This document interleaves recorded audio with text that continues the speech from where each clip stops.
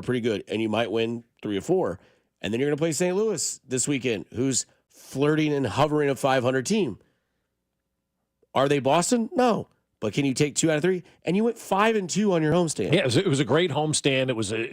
It's been a great start to the season. And every once in a while, you're going to lose a series. It's not the end of the world. I mean, we won 16 of 18 games going into this Red Sox series or whatever it was. But the big picture is that, you know, I was sharing some text with you that I received from a friend of mine over the weekend about how the wheels are falling off, and oh my God, here we go again with the Royals, and that negative attitude that, you know, I think needs to be erased from everybody's mind here in Kansas City. You can't continue to have a negative attitude about this Royals organization because you have PTSD. That's on you right now, man. Like, if you still have negative thoughts about the Royals, that's not the Royals causing those negative thoughts and those negative actions. That's you. You need to reassess everything that's going on and be willing to let the past go and to view the present in its own prism, because I think you have to do that, because everything that happened in the past with this team falling apart is not what they're built of. It's not what they're made of. It's not where they are at this point in time, because it starts with ownership, and John Sherman's legit at what he does while owning this ball club. And so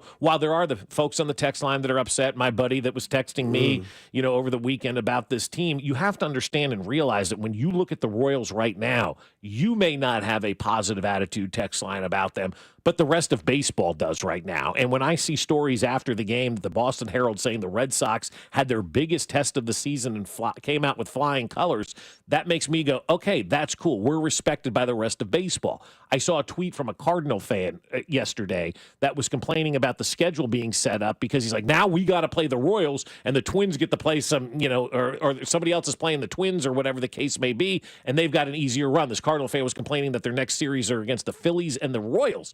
When was the last time that you saw media from Boston and fans from St. Louis being scared, if you will, or being willing to heap praise on the Kansas City Royals? It hasn't happened that in a very long time.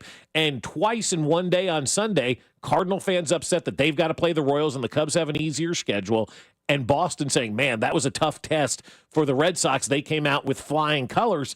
I'm telling you what, right now, this is a good spot in which to be. When was the last time the Royals were looked at as a big test for the Red Sox, or even scared Cardinal fans? Because Cardinal fans used to come over here, invade Kauffman Stadium for cheaper tickets, see their team play, beat up on the Royals, get 3 wins, and move on about their day.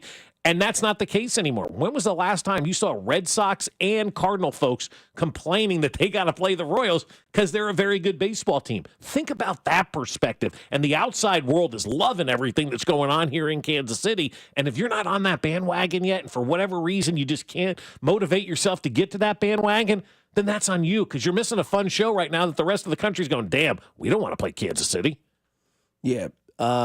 Second time this text has come in. Still struggling to hit against teams over 500, reminiscent to the Chiefs in the Alex Smith years.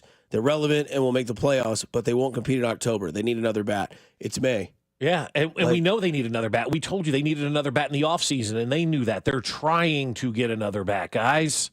And then, yeah, you have to also have, like, buyers out there or sellers out there as well. Another text that comes in that says, guys, this was a bigger test for the Royals. They haven't beaten a winning team in a series. I'm pretty sure Houston was a winning team, and it was pretty recent. I mean, you just kind of can't pick and choose because they had a bad series against the Red Sox, or however you want to phrase that series against the Red Sox. You lost 2 out of 3. You're not pleased with that, but it doesn't tarnish and it doesn't damper what they've already accomplished this season.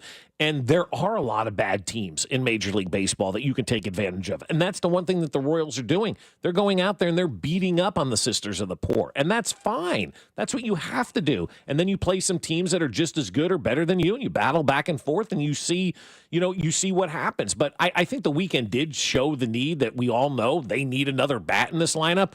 But that's not like an epiphany for JJ this morning where he's waking up and realized, well, Fesco and Dusty said we needed another bat. We better get the hell out there and get one.